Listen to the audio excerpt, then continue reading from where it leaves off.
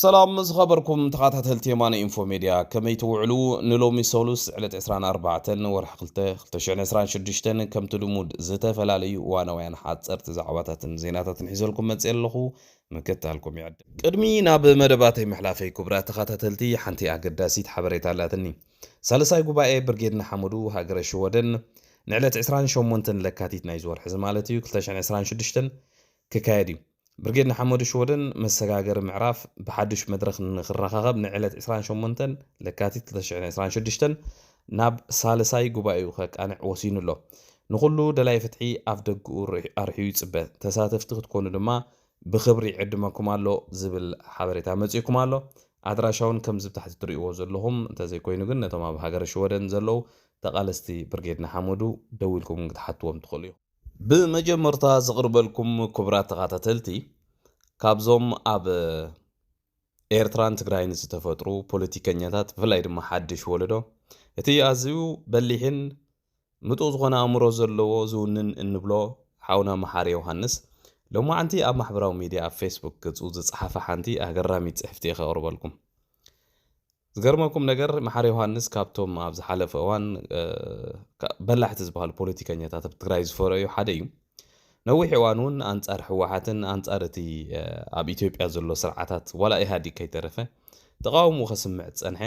ድሓር እውን ብፍላይ ንህዝብታት ኤርትራን ትግራይን ናብ ሓባር ከምጽእ ዝኽእል ኣዝዩ ኣገዳሲ ዝኾነ ነጥብታት እንዳለዓለ ኣብ ልዕሊ ዞም ክልተ ውድባት ኣብ ኤርትራን ትግራይን ዘለዉ ንናይ ህዝብታት ኤርትራን ትግራይን ዕጫ ፋንታ ኣብ ዝኽበጽሕ ዝገበሩ ተሪር ዝኾነ ተቃውሞ ዝነበሮ ሓውና እዩ ኣብ ዝሓለፈ ኣብ ፖለቲካ ትግራይ ቦታ ብምስኣኑ بتمرت ملكع مثلني كاب إثيوبيا وصيو أب كلا هاجر يزول حجي أبي هاجر مخانو بتخكل هاي تكون ويا بهند ويا بأمريكا خون زخل بزغونه جن أبز قرب أجزي أنا بتنت سمع خو محري يوهانس أبز حجي صمدو يلوم جميرو مزلو بروجكت سي أتو مخانو سمعني رب سبا كسب زعلهم عنتي زابا علو صحفت ز قمت مالتي لو ما عنتي ز قمت أصحفت جن طلعوا دبدابي ناب جنرال صادقانن ጌታቸው ረዳን ያትብል እቲ ዝጸሓፎ ደብዳቤ ናብ ጀነራል ጻድቃን ጌታቸው ረዳን ብዛዕባቲ ኣብ ዝቀረባ መዓልታት ቅድሚት ማለት ቢሉ ወይ ትማሊ መስለኒ ምርጫ ቦርድ ናይ ኢትዮጵያ ምስ ናይ ቤት ምክሪ ፌደሬሽን መሬት ናይ ትግራይ ሰሊዑ ናብ ባዕሉ ዘእቱ ውሳኔ ተኸቲሉ ዝጸሓፎ ጽሕፈት እዩ ብዙሓት ተጋሩ ዋላቶም ኣብ አዲስ አበባ ዘሎ ኾነ ገለ ኾኑ ተቃውምቲ ኾኑ ገለ ኾኑ ኣብዚ ጉዳይ እዚ ኣብ ሓደ መስመር ደው ኢሎም ንላዕላዊ መሬት ናይ ትግራይ كلا خلو مرأي كابو زحقوس نجاري له حونا محاري يوهانس ون نجتها ردان جنرال صادقانن بزح نقفيتات نقيفوهم بزعباتي اب كزي خوينات تግራይ ዝገበሮ ዝተፈላልየ ምስጢራው ዝኾነ ስምምዓት ክሳብ ሕጂ እውን ብዙሕ ዘይተገልጸ ምስ ኢትዮጵያ ወጊኖም አንጻር ሕወሓትን አንጻር አንጻር ኤርትራ ክዋግኡን ወሲኖም ከም ዝነበሩ ቅድሚ ሕጂ ገለ ብዙሕ ተጠቂሱለው መቸም ዝኾነ ዝፈልጦ ነገር ክህልዎ ክእል እዩ ኣብኡ ተጠቂሱሎ ንዓይ ዝደንፀወት ግን ኣብ መወዳእታ ክንፍታሕ ኢሉ ዘምፃ ነገር እያ እንታይ ዝብል ሓውና መሓሪ ዮሃንስ ምስ መንግስቲ ኤርትራ ንምምኻር ናይ በዓል ደብረጽዮን ሞግዚትነት ኣይድልየኩምን ባዕልኩም ተበግሶ ውሰዱ ሓቂኡ ዘይተፈትሐ ውራይ ኣሎ እዩ ግን ምስ ብልጽግና ኮፍ ኢልኩም ዝራብ ዘይኣበየኩም ምስ ፕረዚደንት ኢሳያስ ኣይኣበየኩምን زأبيكم زلوا حلمي عباي إثيوبيا كلنتناكم تقاطعيرو عينكم كيرئي لبناكم كي جنازب سلز خولكم ترحيم كابزو وصاي جيلا هارغا بوليتيكا بلصقنا ارومو خوينا هنقصلينا انتلكم تاريخكم تصيقوم بر امبراطوريوت إثيوبيا يترف بحرختونن مليونات استقاطعتولا ناي دق سبات قيرا خمو خنا ايتدحلن تግራይውን ንግዚኡን ትፍትል እምበር بقالس حدش ولدو تنسى قام الرجاز ايكت عقتوانيكم يزبل حجي اتي بزعبه تግራይ بخمي اخابزي زلاتو شجر كتوص تخل زبل كم فتح زقمطو محري يوهانس ولا قدم حجي مصحف صحيفيو زتفلالي حساباتون يبنيريو كاب ኢትዮጵያ تبال هاجر تግራይ ክትፍለኸም ዘለዋ ተሪር መርገጽ ኣለዎ ኣብዚ ወላ عن ተቃውሞ ይብልናን بعبيو بزحت تجارب زأمنوا له بوليتيكا ومسمر سلزخونه شجر يقولوا نعايز نصوت النجن نزي مسمر زي ويكات تجراي كابزي زلاتو شجر نخطوط زي والكمال أخي إساس أفورقي كم حدا مفتح غيره مقماطو تازجر متن زدن صوت النمالتي بعبيون أبال الزحجي صمدو تباهيلو مودمان بتزك أومو حوحات بال ከምኡውን በቲ ባዕሉ ቅድሚ 2 ዓመት ኣቢሉ ኣብ ማሕበራዊ ሚድያ ወፂኡ እዞም ክልተ ውድባት እዚኦም ኣብ ትግራይ ናብ ኤርትራ እንከለውሲ ሰላም ናይ ህዝቢ ኤርትራ ናይ ትግራይ ተረጋጊጹ ማለት ዘበት ኢሉ ኣብ ቪድዮ ዝዛረቦ ዘረባ ኣንጻሩ ተላዒሉ ሎሚ ውልቀ መላኺ ኢሳያስ ኣፈወርቂ እቲ ን34 ዓመት ንኤርትራ ሙሉእ ብሙሉእ ኣድቂቑ ንህዝባ ናብ ስደት ከም ዘምርሕ ዝገበረ ከምኡውን ኣብ ትግራይ ሚልዮናት ካልቁ ቀዳማይ ተሓታቲ ጠንቂ ዝኾነ ስርዓት ከም ፍታሕ ገይሩ ከምፅኦ ከም በዓል መሓሪ ዮሃንስ ዝበሉ ምሁራት ብጣዕሚ ዘደንፅወካ ብጣዕሚ ይገርመካ ምናልባት ምስቲ ቅድሚ ሕጂ ዝሓስቦ ዝነበረ ትግራይን ኤርትራን ብሓባር ዋላ እውን ደደባተን ሒዘንሲ ሓደ ሓበራዊ ዝኾነ ሓይሊ ዝምስርታሉ ብልፁጋት ጎረባብቲ ኮይነን ዝኸዳሉ ሓሳባት ካብኡ ዝተበገሰ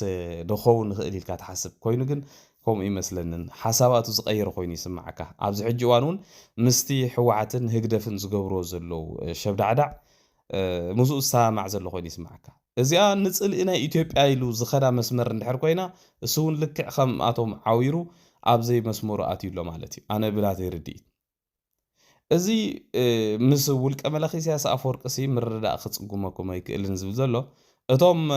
መራሕቲ ሕወሓት ወይ ዝኾነ ትግራዋይ ሲ ደፊሩ ዳ ኸይዱ ምስ ውልቀ መላኺ ኢሳያስ ኣፈወርቂ ብዛዕባ ናይ ትግራይ ዘይዛረብ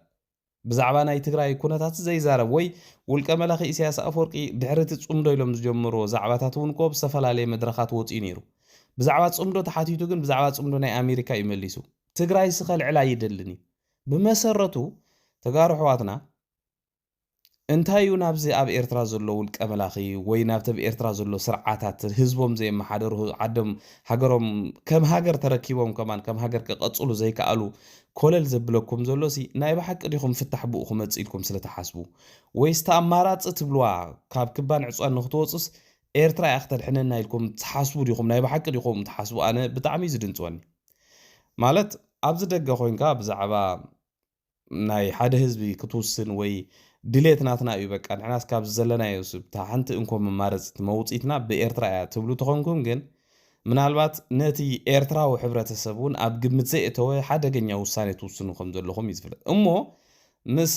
ብኤርትራ እንተኮይኑ መውፂና ኢልኩም ተሓስቡ ተኾንኩም ምስ ተቃላሳይ ኤርትራዊ ምስቲ ተወፂዑ ዘሎ ህዝቢ ኤርትራ ብሙሉ ምስኡ ሓቢርኩም እቲ ሱ ቀሚስዋ ዘሎ ሽግር ብሓንሳብ ቀሚስኩም ኣለኹም ምስኡ ሓቢርኩም ሰላም ምስ ተረጋገፀ ምስቲ ኤርትራ ዘሎ ዝፍጠር ዲሞክራሲያዊ ሆነ ሕጋዊ ዝኾነ መንግስቲ ሓቢርኩም ንኽትሰርሑ ኣብ ክንዲ ምፅዓር ምስቲ ተሓታቲ ዝኾነ እንኮላይ ናትኩም ናይ ባዕልኩም ሚልዮናት ዝጠፍኡ ዜጋታት ተሓታቲ ዝኾነ ስርዓት ምስኡ ሓቢርና ኢና ናይ ትግራይ ሽግር ክንፈትሖ ንኽእል ዝብል ውሳኔ ዝውስን ትግራዋይ እንተሪአ ግን ኣነ ክገርመኒ ጥራሕ እዩ ዝኽእል ግን ምርጫኹም እዩ ሓውና መሓሪ ዮሃንስ እውን ብዙሓት ተስፋ እምቢሮ ብልካ ዝነበሩ ካባይ ጀሚርካ ኣብ ከምዚ ዓይነት ሓሸውየ ትወርድ እንድሕር ኮይንካ እቲ ትኸዶ ዘለኻ መገዲ ሓደገኛ ምዃኑ ጥራሕ ይኸርዳእ ዝኽእል ማለት እዩ ርእቶታትኩም እውን ኣገዳሲ እዩ ክቡራት ተኸታተልቲ ብዛ ናይ ሓውና መሓሪ ዮሃንስ ኣቐሚጥዋ ዘሎ ሓሳብ ብዛዕባ እቲ ኣቶ ጌታቸው ረዳን ጀነራል ጻድቃን ዝፀሓፎ ናይ ለበዋ መልእኽቲ ወይ ቅልዑ ደብዳቤ ምንግደፎ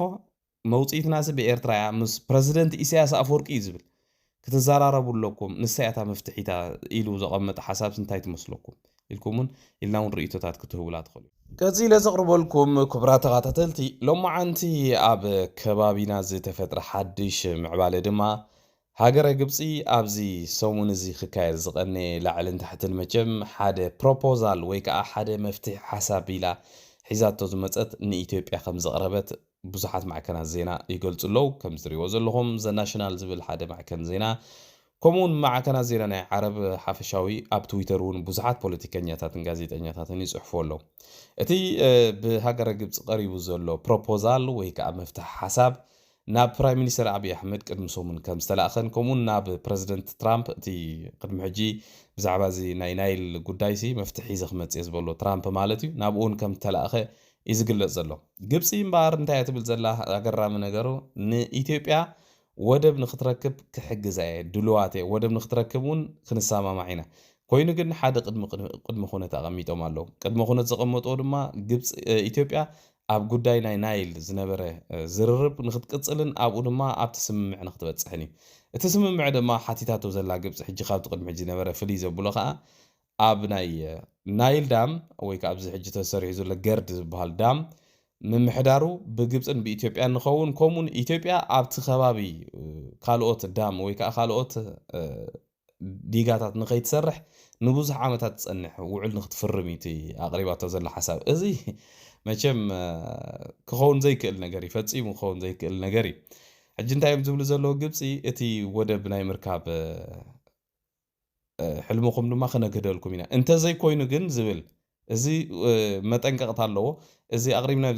ዘለና ፕሮፖዛል ብኢትዮጵያ ተቐባልነት ዘይተረኺቡ ግን ኢትዮጵያ ብዝኾነ ይኹን ተኣምር ኣፍ ደገ ባሕሪ ንኸይትረክብ ክንዓፅዋ ኢና ዝብል ፈኸራ ኣቕሪቦም ኣለዉ ሕጂ እንታይ እዮም ክገብሩ ዝኽእሉ ናይ ባሓቂ ድዮም ከምኡ ኢሎም ዝፍክሩ ዘለዉ እዚ ለንቅነ ብመንጎኝነት ስዑድ ዓረብ ላዕልን ታሕትን ክበሃል ዝቐንየ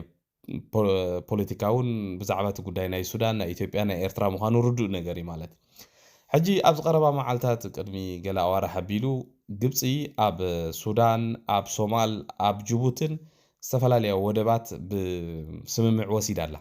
ሕጂ እንታይ እዮም ዝሓስቡ ዘለዉ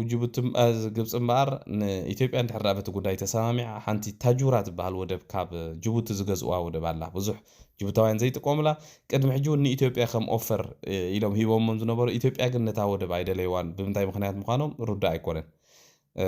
ሕጂ ግብፂ ነታ ወደብ ገዚኦማ ድዮም ዋላ ብስምምዕ ካብ ጅቡቲ መቸም ተሰማሚዖም ወሲዶማ ክንብል ንኽእል ወይ ድማ ብሶማልያ ዳርጋ ብትሕቲ ሙሉእ ምቁፅፃር ጅቡትን ቱርክን እያ እትያ ዘላ ኣብ ሰዓት እዚ ድማ ቱርክን ጅቡትን ቱርክን ግብፅን ብሓባር እየን ዝሰርሓ ዘለዋ በዚ ኮይኑ በቲ ግን ካብ መንግስቲ ኢትዮጵያ ዝተዋህበ ወግዓዊ መግለፂ የለን እዚ ግን ብፖለቲከኛታት ኢትዮጵያ ተቐባልነት ክህልዎ እዩ ዝብል ግምት የለን ምናልባት ግን ኣብዚ ሓደገኛ ክኸውን ዝኽእል እዚ ቅድሚ ሕጂ ትራምፕ ዘቕረቦ ነቲ ጉዳይ ናይ ዳም ናይ ግድን ክሰማምዕሉ ኣለዎም ሓደ ፕሮፖዛል ሒዝና ክንመፅ ኢና ዝበሎ ንዕኡ ፈሊጦም ቅድመ ኩነት ትራምፕ እውን ከምኡ ዓይነት ስጉምቲ ንክወስድ ዝደፋፍእ ደብዳቤ ክኸውን ይኽእል እዩ ዝብል ብዙሓት ፖለቲከኛታት ይገልጹ ኣለዉ እዚኣ እንድሕር ኮይና ባይዘወይ ንዓና ንኤርትራውያን ሓደ ጽቡቕ ነገር እዩ እዚ እንድሕር ደኣ ክሰማምዑ ክኢሎም ኣብዚ ናቶም ጉዳዮም የብሎም ብዘይገድስ ኣቲ ኣብ ልዕሊ ኤርትራ ዝወርድ ዝነበረ ሓደጋታት ድሓን ዝኾነ ማለት ናብ ድሓን ኩነታት ክኸይድ ይኽእል እቲ ብኩናት ክፍታሕ ዝድለ ዝነበረ ሽግራት ማለት እቲ ከም ሃገር እዩ ዝብል ዘለኹ እምበር እቲ ሽግር ናይ ኤርትራውያን ብኡ ክፍታሕ እዩ ዝብል እምነት እውን የብለይን መሰረቱ እውን ተብ ኤርትራ ዘሎ ስርዓት ሙሉእ ብሙሉእ ካብ መሬት ኤርትራ ክወፅ ኣለዎ ዝብል እምነት እዩ ዘለኒ ግን እቲ ብኩናትን ብወረ ኩናትን ክፍታሕ ወይ ከዓ ዝበሃል ዘሎ ወይ ናብኡ ገፁ ዘምርሕ ዘሎ ኩነታት ክሃድእ ይኽእል እዩ ግን ከዓ እዚ ተባሂሉ ዘሎ ፕሮፖዛል ግብፂ ቅሪባቶ ዘላ ክኸውን ይኽእል ዘይክእልን ከምቲ ትሪእዎ ዘለኹም ከቢድ እቲ ኣቕሪቦሞ ዘለዉ ረቑሒታት ማለት ካልእ ዘቕርበልኩም ክቡራ ተኸታተልቲ ድንቁርናን ግብዝናን ደገፍቲ ውልቀ መላኺ ኢሳያስ ኣፈወርቂ ክሳብ ክንደይ ናይ ዓሚቕ ምዃኑ ንኽትረድኦ ዘጸግም እዩ ማለት እዚኦም ደገፍቲ ዘይኮኑ ዝበሃሉ ካልትስ ይበሃሉ እዚኦም በቃ በቲ ኣፀዋውዖም ዋላ ንወለድኻ ነዲኻ ንሓውኻ ንቆልዓኻ ንስድራኻ ቅተል ኢልካ እዮም ክቐትሉ ዝኽእሉ ማለት እዩ እዚኦም ይስርሑ እዮም ከም ስርዓት እዮም ዝስርሑ ብጣዕሚ ዘሕዝነካ ሕጂ ትማሊ ሰምዓኽዋ ብዙሓት ሰባት ሼር ጌርኩም ለይ ዛ ቪድዮ ሲ ደንፂኒ እዩ ክሳብ ከምዚ ዓይነት ጭካነ ድዩ ዘለዎም ዋላ ብልዕሊ ገዛእ ውላዶም ኢለሲ ደንፂኒ ይገርመካ ነው ስለዚ እቶም ኣብ ኤርትራ ዘለዉ ነዚ ስርዓት ዝድግፉ ንብሎም ዘለና ሰባት ብመሰረቱ እውን ከቢድ ዕዮ ገዛ ምዃኑ እዩ ዘረዳእካ ነዚኦም ሲ ናብ ንቡር ንኽትመልሶም ማለት እዩ ሕጂ እዚ ሪኦ ዘለኹም በዓል ባንዴራ እንታይ ይብላ ኣሎ ምስ ማዕበል እንዳተዛረበ ማለት እዩ ሰይፍ እንተዝህበካ ነይረስ ንኢሳያስ ዶ ንወልድኻ መቐተልካ ኢሉስ ነቲ ወደይ መቐተልኩ ኢሉ ንኢሳያስ ከድሕን ወዲ 80 ዓመት ሲ ንወዲ 10 ዓመት ዲ ዋላ 20 ዓመት ንበሎ ዋላ ድሓን ንወዱስ መቐተልኩ ኢሉ እዚኦም ናይ ብሓቂ እዮም ከምኡ ዝገብሩ ዝገድፉ ይመስለኩም ብዝኾነ ግን ይሕፍር እዩ ይሕፍር ከም ሕብረተሰቡን ዘሕፍር ተግባር እዩ እዛ ቪድዮ እዚኣ ኸ ሳማኹም ክብላ ስምዕዋ ወድኻ ዶ سيف تزبكاس ني ودخار ني إيشاس بسولو قاسي نوديل كان يا أولكم والله يا إيش أيبلن يا إيل كان يا أيبلن إلا كوا أيبلن ودي هزبي لا هزبي إرتراي صح كلا ده كمان حسن ودي لا هزبي إرتراي ودي ولا دي تمر إنه دلو إرتراجين ناي حوراوي يجي من كمود يخ زل دكاني ودي يبلكا ودي كا ولكاوي ناتي ولكي ወድኻ ካልእ ዘቕርበልኩም ድማ ክቡራት ተኸታተልቲ መንግስቲ ኢትዮጵያ ሓደ ኣዲስ ስታንዳርድ ዝተባሃለ ናይ ብሕቲ ማዕከን ዜና ከም ዝኣገደ ተፈሊጡ ኣሎ። እዚ ኣዲስ ስታንዳርድ ዝበሃል ማዕከል ዜና ብቋንቋ እንግሊሽ ብኣምሓርኛን ብዝተፈላለዩ ቋንቋታትን ኣብ ኢትዮጵያ ሰፊሕ ተሰማዕነት ዘለዎ ካብቶም ዓበይቲ ማዕከናት ዜና እዩ። ኣብ ዝሓለፈ እውን ኣብ ዝተፈላለየ ጉዳያት ናይ ትግራይ ናይ ኤርትራ ናይ ኢትዮጵያ ብዙሕ ፅሑፋት ትንታነታትን ዘቕርብ ማዕከን ዜና ኮይኑ ሎማዓንቲ ካብ ሎማዓንቲ ጀሚሩ መንግስቲ ኢትዮጵያ ውሽ ኢትዮጵያ ንኸይሰርሕ ኣኪድዎ ኣሎ። እዚ ምስ እዚ ኣብዚ ሰሙናት ኣብ ኢትዮጵያ ዝካየድ ዘሎ ፖለቲካዊ ምንቅስቓሳት ዝወፁ ዘለው ሓደሽቲ ሓበሬታታት ዝምልከት እዩ እቲ ውሳነ ተወሲዱ። ኣብ ዝሓለፈ ከም በዓል ሮይተርስ ዝበሉ ዓበይቲ ማዕከናት ዜና ዓለም እውን ኣብ ኢትዮጵያ ምንቅስቓሳቶም ከም ዝድረት ከም ተገብረ ተፈሊጡ ኣሎ። ንፖለቲካዊ ዲፕሎማስያዊ ምዕባለታት ናይ ኢትዮጵያ እዚ ኣዝዩ ሓደገኛ ኩነታት እዩ። ብፍላይ ኣብ ልዕሊ ፕረስ ዝግበር ፀቕጢ ኢትዮጵያ ዳርጋ ሓንቲ ካብተን ኣብ ኣፍሪቃ ንፕረስ ዝፀቕጢ ሃገራት ተባሂላ እውን ትግለጽ። ከም በዓል ኤርትራ ከም በዓልተን ካልኦት ሃገራት ኣይኮነትን እምበር ፕረስ ኣብ ኢትዮጵያ ዳርጋ ብነፃ ይበልን። ኣብ ዝሓለፈ እውን ኣብ ልዕሊ ጋዜጠኛታት ናይ በዓል ኢትዮ ፎርም ካልኦትን ዝተፈላለዩ ኣብ ዝተፈላለዩ እዋን ዝተገብረ ማእሰርትን ምንግልታዕን ናይቶም ጋዜጠኛታት ንኢትዮጵያ ካብተን ኣብ ኣፍሪቃ ብነፃ ፕረስ ዝሕመያ ሃገራት ክገብራ ኣኽኢሉ ኣሎ። ብፍላይ ሕጂ እዚ ናይ ኣዲስ ስታንዳርድ ከዓ ሓድሽ ናይ ዲፕሎማሲ ቀውሲ ሒዙ ክመፅእ ከም ዝኽእል እውን ብዙሓት ይሕብሩ። ኣብ መወዳእታ ዘቕርበልኩም ክቡራት ተኸታተልቲ ትማሊ ኣልጀዚራ ሒዝዎ ዝወፀ ሓደ ፀብጻብ ነይሩ። እዚ ትማሊ ብኣልጀዚራ ዝወፀ ፀብጻብ እስራኤል ኣብ ዝሓለፈ ናይ ፓለስታይን መንግስቲ ፓለስታይን እስራኤልን ዝተኻየደ ኩናት ንብዙሓት ኣፍሪቃውያን ጋዜጠኛታት ብዛዕባ እስራኤል ፖዚቲቭ ወይ ከዓ ኣዎንታዊ ዝኾነ ዜናታት ንክዝርግሑ ኣሰልጢና ዝብል ሓደ ፀብጻብ ሒዙ ወፂኡ። ካብዞም ዘሰልጠነቶም ጋዜጠኛታት ድማ 20 ዝኾኑ ኢትዮጵያውያን ጋዜጠኛታት ከም ዝርከብዎም ኣብ ዝተፈላለየ ማዕከናት ዜና ይግለጽ ውዒሉ ኣሎ። ትማሊ እውን ብዙሓት ኢትዮጵያውያን ብፍላይ ተኸተልቲ እስልምና ብዛዕባ እሱ ክዘራረብሉን ግብረ መልሲ ክብሉን ውዒሎም። ገለ ካብቶም ጋዜጠኛታት ድማ ናይ ኢቢሲ ጋዜጠኛታት ኣለዉ፣ ናይ ኢቢኤስ ማለት እየ። ካልኦት እውን ዝተፈላለያ ማዕከናት ዜና ኣብ ኢትዮጵያ ብፍላይ ከዓ ዘናይ ውልቂ ማዕከናት ዜና ብብዝሒ ከም ዝርከቦም እዮም። እዞም ጋዜጠኛታት እዚኦም ድማ ብእስራኤል ከም ተመወሉ ሓደ ማዕከን ዜና ናይ እስራኤል ዘውፅኦ ፀብጻብ ዝብል ኣልጀዚራ ኣብ ናቱ ማዕከን ዜና ረኺበ ብዝበለ ሓበሬታ ዘርጊሕዎ ዘሎ ማለት እዩ። ገለ ካብቶም ኢትዮጵያውያን ጋዜጠኛታት እውን ተጠቒሶም ኣለዉ 20 ዝኾኑ። ክሳብ ሕጂ ካብኣቶም ይኹን ካብ መንግስቲ ኢትዮጵያ ዝተዋሃበ ግብሪ መልሲ የለን። ኮይኑ ግን እዚ ዝወፀ ፀብጻብ ነቶም ኢትዮጵያውያን ጋዜጠኛታት ሽሞም ኣብ ሕማቕ ንኸስፍሮ ዝኽእል ነገር ይኽብሉ ብዙሓት ኢትዮጵያውያን ክገልጹ ውዒሎም ማለት እዩ። ዝኸበርኩም ተኸታተልቲ እምበር ንሎሚ ናይ ምሸት ኣዳልየልኩም ዝነበርኩም መደባት ነዚ ዝመስል ኣብ ዝቕፅል መደብና ክሳብ ንራኸብ ደሓና ምሲሉ